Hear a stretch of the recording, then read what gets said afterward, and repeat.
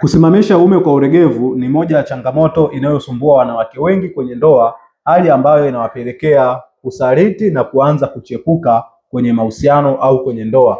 Na kulingana na takwimu ambazo nimekuwa nikizikusanya kutoka kwa baadhi ya wanawake, inaonyesha kwamba asilimia kubwa ya wanaume ambao wanashindwa kuperform vizuri kwenye tendo la ndoa huwa wanasalitiwa kimya kimya bila wao kujua, na hizi ndizo sababu zinazopelekea mwanaume kusimamisha maumbile yake kwa ulegevu. Sababu ya kwanza ni kupungua kwa mtiririko wa damu kupita kwenye mishipa inayopatikana kwenye uume, hali ambayo inaweza kusababisha mwanaume kushindwa kusimamisha vizuri maumbile wakati wa tendo la ndoa.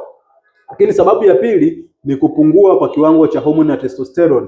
Hiki kinapokuwa kinapungua kiwango cha homoni ya testosterone kinasababisha maumbile kuto kusimama vizuri na kusababisha uume kusimama kwa ulegevu.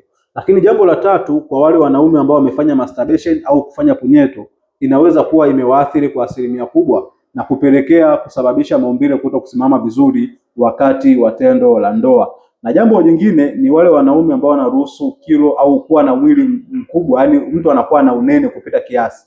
Inaweza kuwa chanzo cha mwanaume kuwa na maumbile ambayo yanasimama kwa ulegevu, hasa wakati wa kushiriki tendo la ndoa. Na jambo jingine ni kuto kufanya mazoezi. Jambo jingine ni kuto kuzingatia matibabu sahihi ya changamoto kama vile kisukari, tezi dume na pressure, yanaweza pia kuathiri misuli yako ya uume kuto kusimama vizuri. Na jambo la mwisho, kama utakuwa unatumia sana sigara na pombe kupita kiasi, inaweza kukuathiri moja kwa moja kwenye upande wa kusimamisha maumbile yako wakati wa tendo la ndoa. Nini cha kufanya?